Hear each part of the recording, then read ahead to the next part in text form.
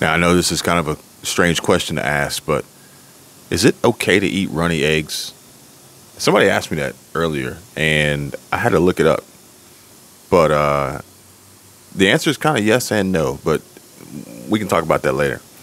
I want to talk to you guys more about what's going on, particularly with people's jobs and employment, particularly these retailers like Target and Walmart, the big box stores, the distribution centers, and the changes that they're making, and sort of what we should be expecting as we go into this holiday season, especially with the possibility of FedEx and FedEx's largest contractor potentially shutting down after Black Friday. So I want to read you guys a comment. It's on a video that I posted up just the other day, and it's from the McCoy Way.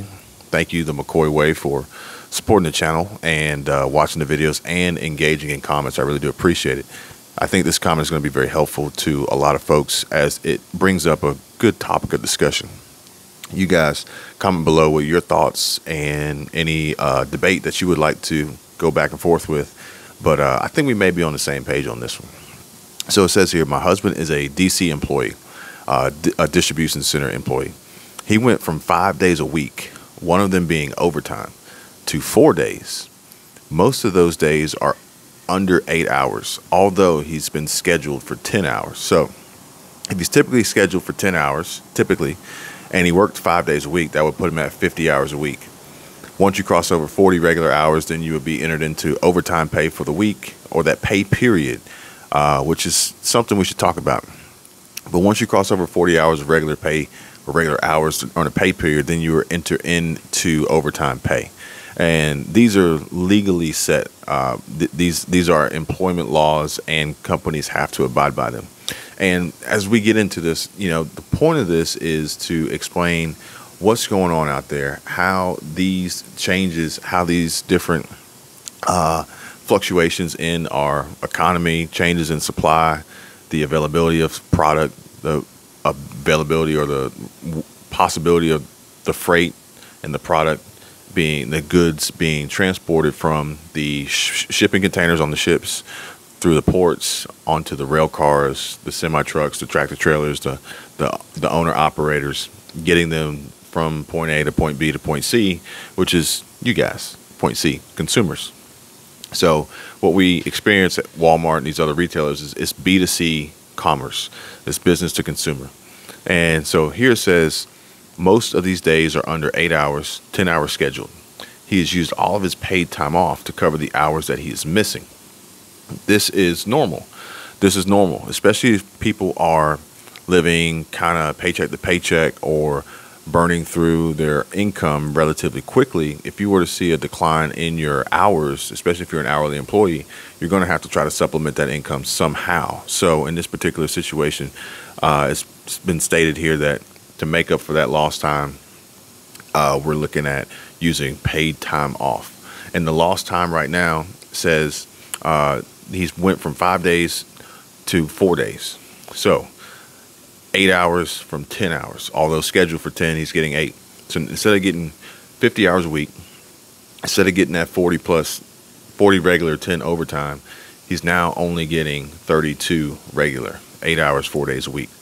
And it says we're in California, so when he adds PTO to cover the shift, he loses the overtime. He should be getting paid for those hours.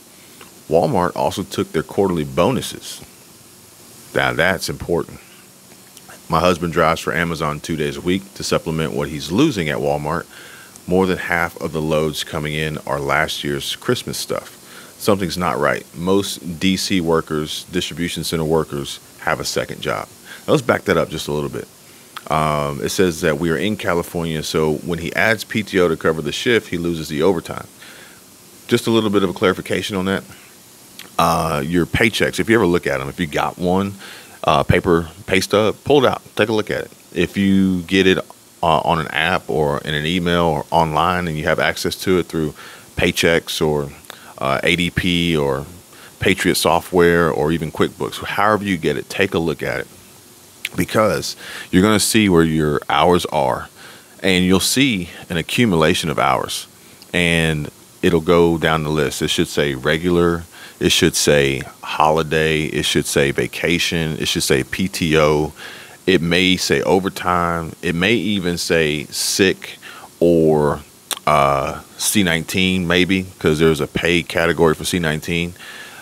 Only reason why I'm telling you this, I know this, is because I used to run payroll for my own company. And these are the different allocations that were there outside of any extras that your employer may add. So what you'll see is that PTO is different from regular. And in order for you to hit overtime, not only do you need to hit 40 hours, but you need to hit 40 hours in a pay period. And for some companies, their pay periods don't run Monday through Sunday. They don't run Sunday through Saturday. Sometimes they run like Tuesday through Monday, so that it's harder for you to get 40 hours of regular time during the week because of that interruption during the week of the pay period starting on Tuesday, if that makes sense. But what happens is, if you use your PTO, if you use sick leave, you use sick time, vacation, it goes into a different category. So the only way that you'll qualify for overtime is if your regular hours exceed the 40, and then you get additional hours regular beyond 40. So I don't think it's strictly just a California thing. This is just kind of how payroll works. But the key here is that we know Walmart is pulling back. We know that Walmart, there's been reports of it. I actually saw another channel mentioning this a few days ago about Walmart canceling orders, canceling shipments, canceling loads coming in for the holiday season, as they're already backed up as it is with too much inventory that they can't move, that they can't sell, and steadily losing money.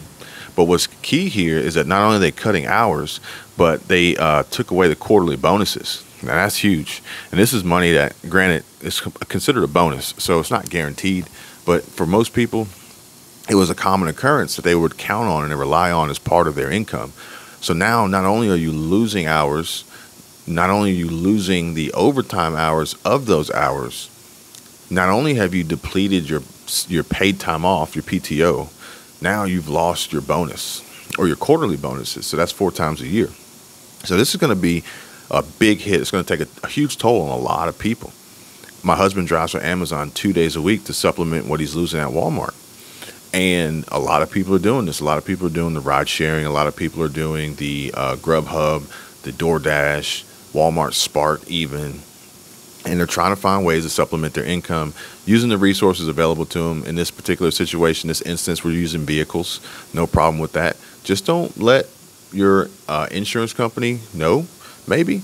Don't let your automobile loan, your bank who services that loan, know, because they may have a problem with that. I've heard some instances where the banks would come to the insurance companies, they wouldn't cover any claims on any vehicles that were used for commercial use. So in this instance, the vehicle would be used for commercial use. And the loans that the banks that held the loans for the cars, if they found out that you were using it for some form of commercial use, they would hit you with a due on sale clause, which basically meant that whatever balance you owed, $10,000, $20,000, $40,000, $50,000, who knows how much you owe on your car loan, they would want it due immediately if they found your VIN on any platform that was any form of commercial usage for the vehicle. So you may want to be careful with that one. But people are doing this to supplement their income because they need it, because times are tough. Inflation's high. Food's expensive. Gas kind of coming down, but it's still higher than what it was. And, things are just kind of grim. We're expecting another rate increase by the Fed and Jerome Powell.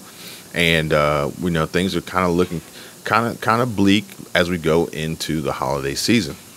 And then you got companies like Walmart here cutting back on their employees' hours and, cutting back on bonuses. Pay attention, guys.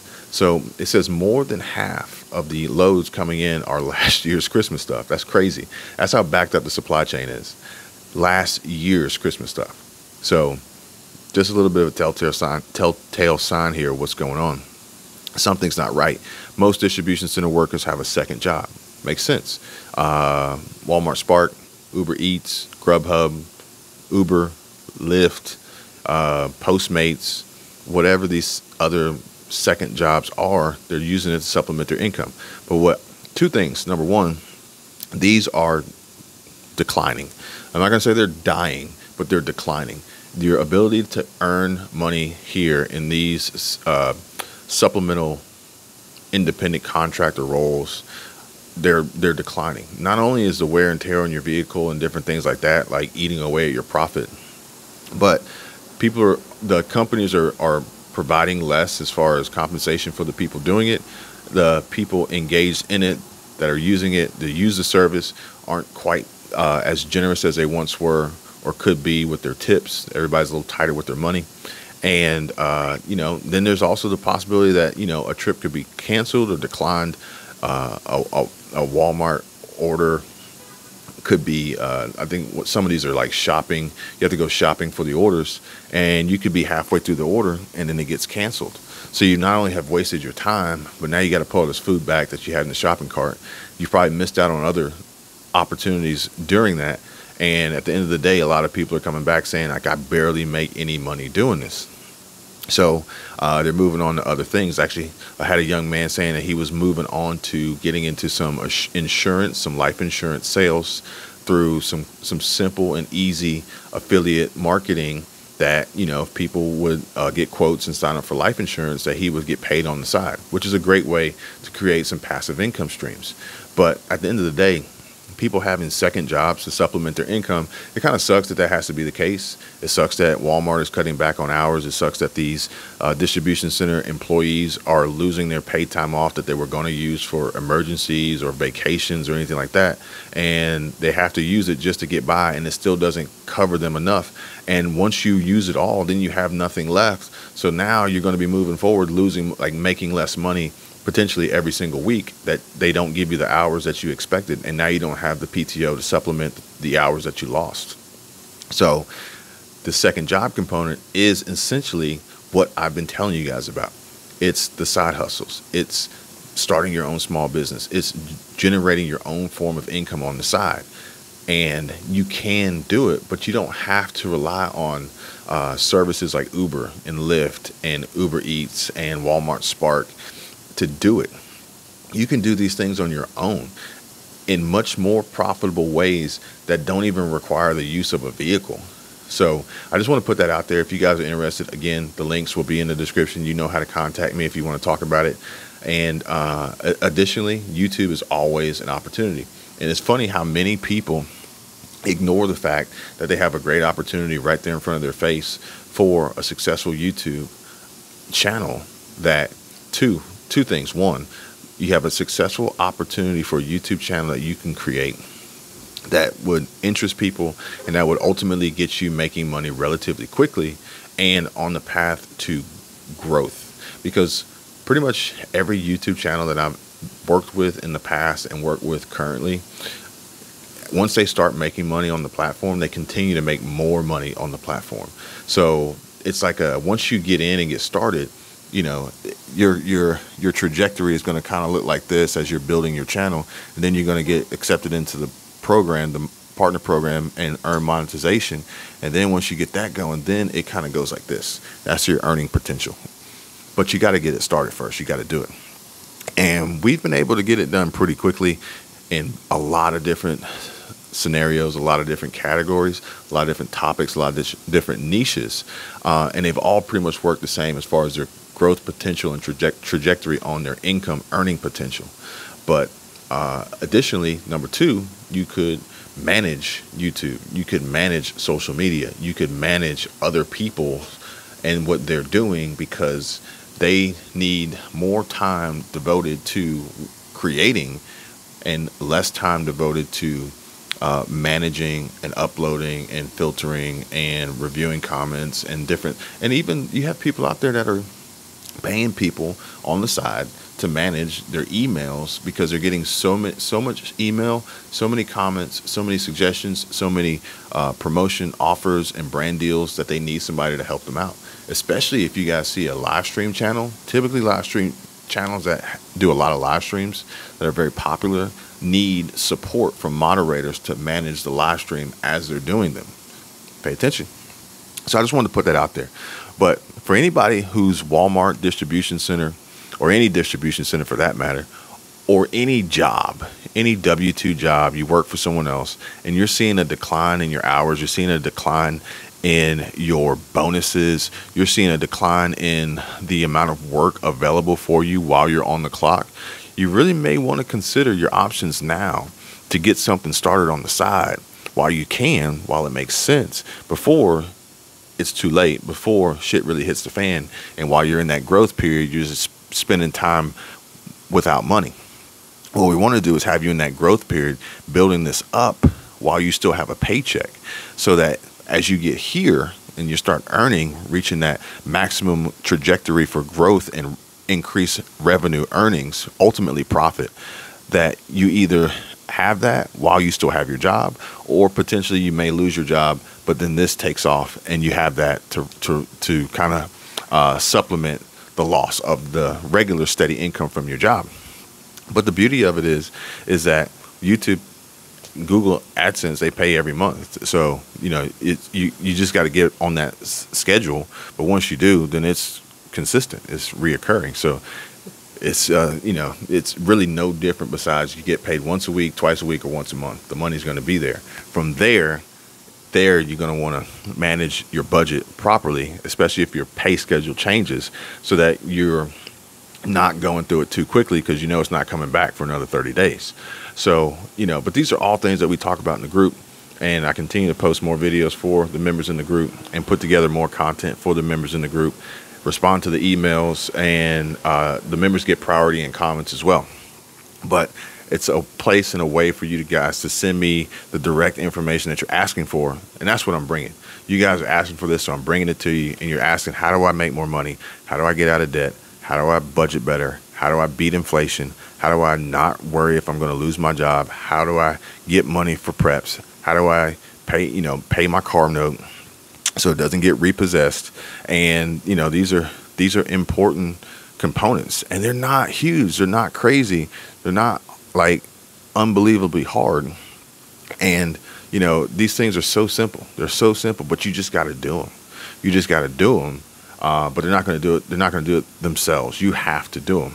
And, it just takes a little bit of, the beauty of it is, it's like, you don't have to go at it alone. You have a group, you have a network, but most importantly, I'm going to say you got me. And I can tell you guys, what I know. I can tell you what I've seen. I can tell you what I've learned. I can tell you about the mistakes I've made and kind of help you along. So you don't have to go through the same things that I went through. But the things that I went through got me here where I am today. So, just think about that. But for anybody that's out there working, if you could provide any additional information so that we are all more in touch and more in tune with what's actually going on, some real world intel, some actual boots on the ground intel from these companies, from these supply chains, from, the heavy hitters out there. Walmart is a heavy hitter. So if you guys have any intel, anybody out there working for the railroad union and what's going on with that, if we're going to potentially see an acceptance of the negotiations or a possible strike, anybody out there in California pushing through this truck driver AB5, all this information will be extremely helpful, and we can share it with the group and make sure everybody's better prepared for what is coming, and grow from there.